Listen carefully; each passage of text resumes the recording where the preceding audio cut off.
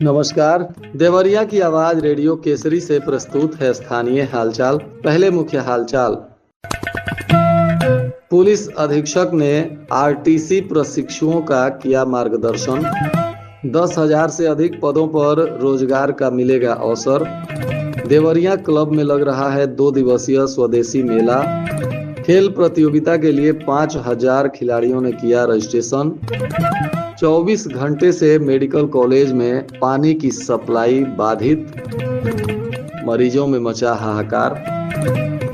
स्थानीय हालचाल के इस अंक के साथ मैं निकेत मिश्र। अब हालचाल विस्तार से। पुलिस अधीक्षक संजीव सुमन के द्वारा आरटीसी पुलिस लाइन देवरिया में चल रहे प्रशिक्षण सत्र के अंतर्गत प्रशिक्षण प्राप्त कर रहे प्रशिक्षु पुलिस कर्मियों की क्लास ली गई। इस अवसर पर पुलिस अधीक्षक ने प्रशिक्षुओं से प्रशिक्षण की प्रगति के संदर्भ में जानकारी प्राप्त की और उन्हें कार्य प्रणाली, अनुशासन, वर्दी की मर्यादा, जनसंपर्क, व्यवहार, कुशलता और कानून व्यवस्था बनाए रखने के लिए आवश्यक दिशा निर्देशों से अवगत कराया। पुलिस अधीक्षक ने अपने संबोधन में कहा कि पुलिस सेवा एक उत्तरदायित्वपूर्ण और चुनौतीपूर्ण कार्य है, जिसमें अनुशासन, संयम और संवेदनशीलता की अत्यधिक आवश्यकता होती है। उन्होंने प्रशिक्षुओं को बताया कि पुलिस कर्मी की वर्दी में किया गया प्रत्येक कार्य समाज के सामने पुलिस की छवि को प्रस्तुत करता है, इसलिए वर्दी का सम्मान करना और उसकी गरिमा बनाए रखना अत्यंत आवश्यक है। उन्होंने कहा कि पुलिस बल समाज का दर्पण होता है, अतः जनता के साथ व्यवहार में शालीनता, सहानुभूति और संवेदनशीलता बनाए रखें ताकि जनता का विश्वास और सम्मान पुलिस के प्रति सदैव बना रहे। जिलाधिकारी दिव्या मित्तल ने बताया कि यूपी इंटरनेशनल ट्रेड शो के तर्ज पर जनपद देवरिया में 9 से लेकर 18 अक्टूबर 2025 तक स्वदेशी मेला का आयोजन हो रहा है। इस मेला का उद्देश्य स्थानीय हस्तशिल्पियों, कारीगरों और उद्यमियों द्वारा निर्मित उत्पादों को बाजार उपलब्ध करवाना और दिवाली के अवसर पर आम जनता को स्वदेशी वस्तुओं की खरीदारी का अवसर प्रदान करना है। जिलाधिकारी ने कहा कि स्वदेशी मेला में उद्योग विभाग, खादी एवं ग्रामोद्योग बोर्ड, माटी कला बोर्ड, हस्तकरघा एवं वस्त्र उद्योग, रेशम विभाग, ग्रामीण आजीविका मिशन, सीएम युवा, ओडीओपी, विश्वकर्मा श्रम सम्मान योजना तथा पीएमईजीपी और मुख्यमंत्री युवा स्वरोजगार योजना आदि के लाभार्थी इसमें हिस्सा ले रहे हैं।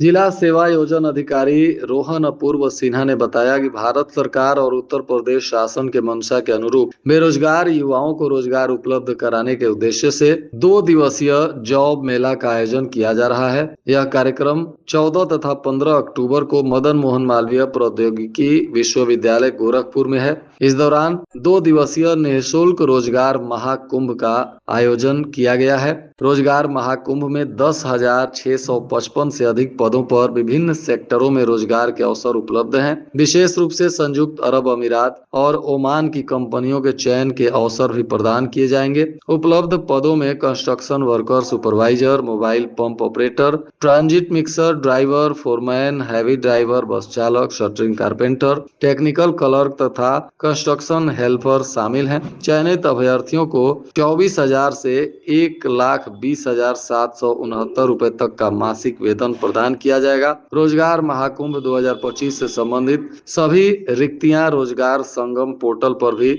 अपलोड किया गया है। इच्छुक व्यक्ति जिला सेवा योजना कार्यालय से भी संपर्क कर सकता है और इस रोजगार मेला में अपने बायोडाटा और संबंधित दस्तावेज, पासपोर्ट इत्यादि के साथ हिस्सा ले सकता है। इसका आयोजन 14 और 15 अक्टूबर को मदन मोहन मालवीय प्रौद्योगिकी विश्वविद्यालय गोरखपुर में हो रहा है।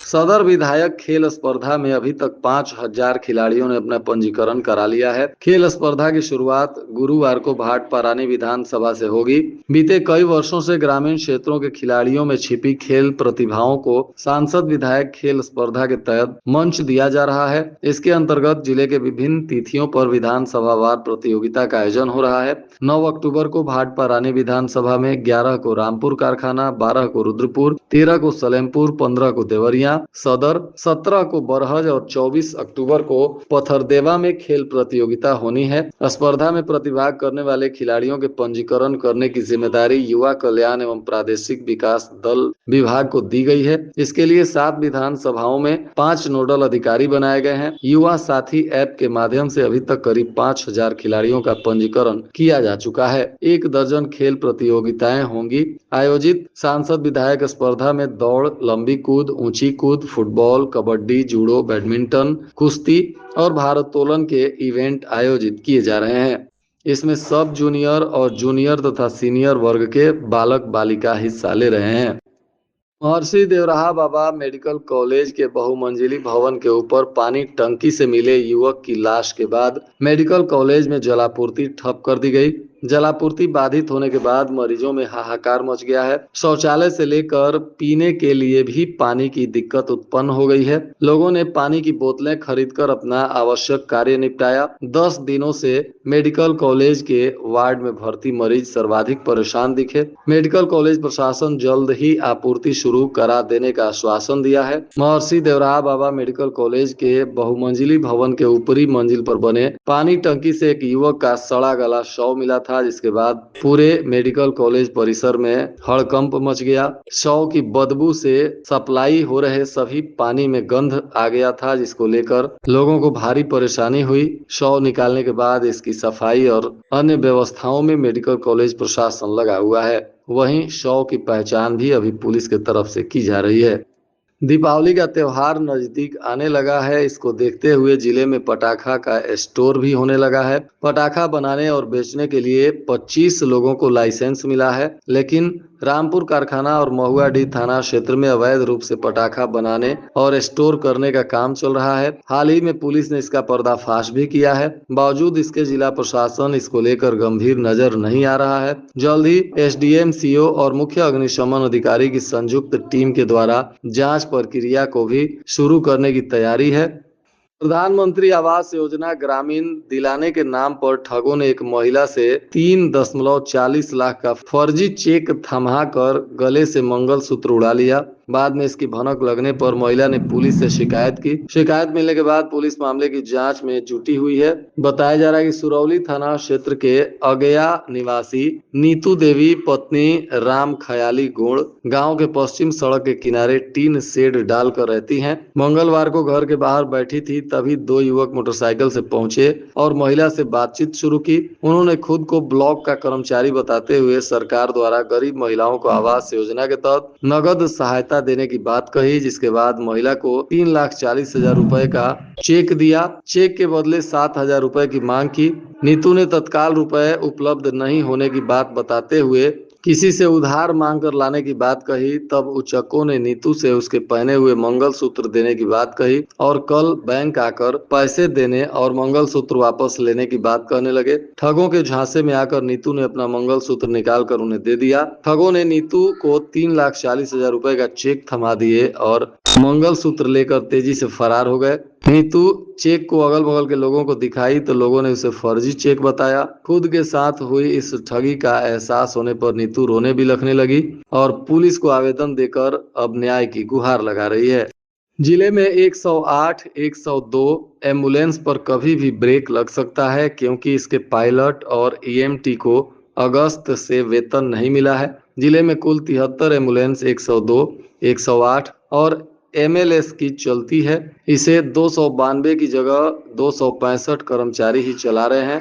इसके बाद भी संचालन एजेंसी के अधिकारी कर्मियों पर अधिक मरीज का दबाव बनाते हैं। बीमार और हादसे में घायल तथा गर्भवती बच्चों के इलाज को अस्पताल पहुंचाने के लिए 73 एम्बुलेंस का संचालन ईएमआरआई ग्रीन हेल्थ कंपनी के द्वारा किया जाता है। बताया जा रहा है कि इसमें 102 के 38 और 108 के 30 तथा एडवांस लाइफ सपोर्ट सिस्टम के 5 एम्बुलेंस हैं। प्रत्येक पर 2-2 कर्मचारी और मेडिकल टेक्नीशियनों की तैनाती है। अब इन लोगों का भुगतान समय से नहीं हो रहा है, जिसको लेकर अब ये लोग हड़ताल पर जाने की बात कह रहे हैं। जिला विधिक सेवा प्राधिकार के निर्देशानुसार जिला कारागार देवरिया का औचक निरीक्षण किया गया। इस दौरान न्यायाधीश मनोज कुमार तिवारी ने औचक निरीक्षण करते हुए वहां बंदियों से मुलाकात की। निरुद्ध कैदियों की रिहाई को लेकर आवश्यक जांच पड़ताल किया गया। इस दौरान चिन्हित प्रकरणों पर व्यक्तिगत रूप से भी बंदियों से मुलाकात कर उनके मामलों में विधि अनुसार सहायता करने का भी निर्देश दिया गया। साथ ही उनके खाने पीने, रहने, आवासन इत्यादि को लेकर भी जांच पड़ताल करते हुए नियम के अनुसार कैदियों को सुविधा देने का भी निर्देश दिया गया। बरहज में हनुमानगढ़ी मंदिर में नगरपालिका के द्वारा वाल्मीकि जयंती का आयोजन किया गया। इस दौरान रामचरितमानस का पाठ हुआ। वाल्मीकि समाज के स्वच्छता कर्मियों को सम्मानित किया गया। शाम को भजन कीर्तन हुआ। चेयरमैन श्वेता जायसवाल, अध्यक्ष प्रतिनिधि श्याम सुंदर जायसवाल सहित तमाम गणमान्य लोग उपस्थित रहे। और आज के मौसम का तापमान देवरिया में न्यूनतम 26 डिग्री सेल्सियस और अधिकतम 32 डिग्री सेल्सियस रहने की संभावना है। अंत में मुख्य हालचाल एक बार फिर। पुलिस अधीक्षक ने आरटीसी प्रशिक्षुओं का किया मार्गदर्शन। 10,000 से अधिक पदों पर रोजगार का मिलेगा अवसर। देवरिया क्लब में लग रहा है 2 दिवसीय स्वदेशी मेला। खेल प्रतियोगिता के लिए 5,000 खिलाड़ियों ने किया रजिस्ट्रेशन। 24 घंटे से मेडिकल कॉलेज में पानी की सप्लाई बाधित, मरीजों में मचा हाहाकार। इसके साथ ही रेडियो केसरी से प्रसारित स्थानीय हालचाल का यह अंक समाप्त हुआ। नमस्कार।